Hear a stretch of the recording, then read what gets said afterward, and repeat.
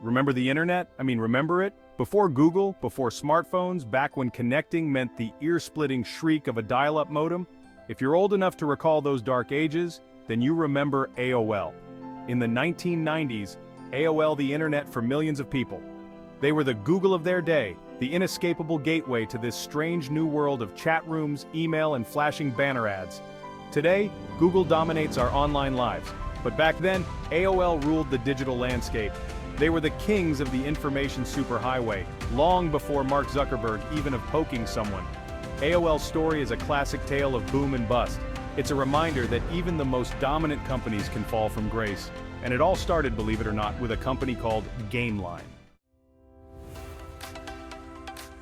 GameLine wasn't exactly a household name. Founded in 1982, their big idea was to let people download video games over their phone lines. Think of it as the prehistoric ancestor to Xbox Live or PlayStation Network.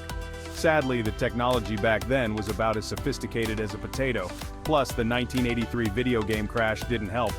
GameLine went belly up faster than you can say E.T. for Atari. But from the ashes of that failure rose a new company control video corporation, later renamed Quantum Link, or Q-Link for you cool kids. This time they ditched the whole downloading games thing and focused on building an online community.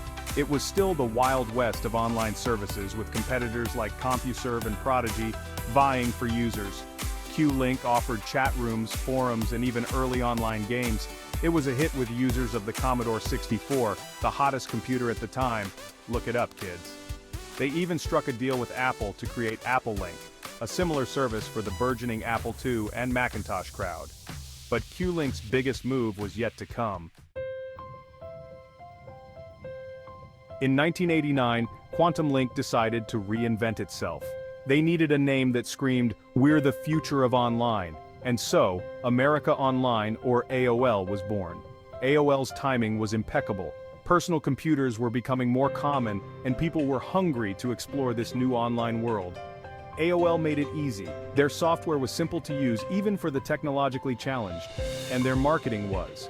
Remember those ubiquitous CD-ROMs? AOL practically invented carpet bombing with those things. Millions of people got their first taste of the internet through AOL's walled garden.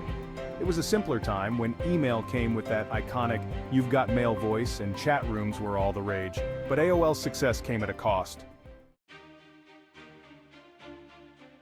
At the top of the world, AOL's peak and fateful acquisitions. By the late 1990s, AOL was riding high. They had millions of subscribers, their stock price was soaring, and they were buying up every promising tech company they could get their hands on. They snapped up ICQ, the wildly popular instant messaging service, and Netscape, the once dominant web browser. AOL was the undisputed king of the dot-com bubble. But cracks were beginning to show. AOL's infrastructure struggled to keep up with the ever-growing number of users. Busy signals and dropped connections became a fact of life for many. And then there was the AOL-Time Warner merger.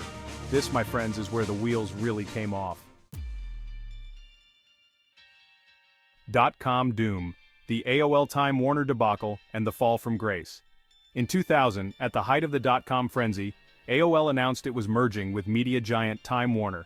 It was a deal that was supposed to create a media and technology behemoth. Instead, it became a cautionary tale of corporate hubris and one of the worst mergers in history. The cultures of the two companies clashed like a Mariah Carey high note hitting a dial-up modem. The dot-com bubble burst, taking AOL's stock price down with it.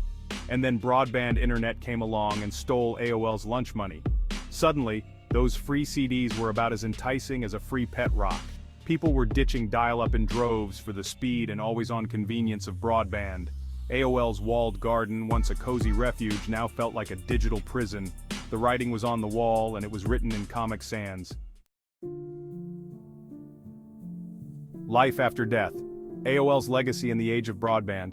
AOL never fully recovered from the dot-com bust and the Time Warner debacle.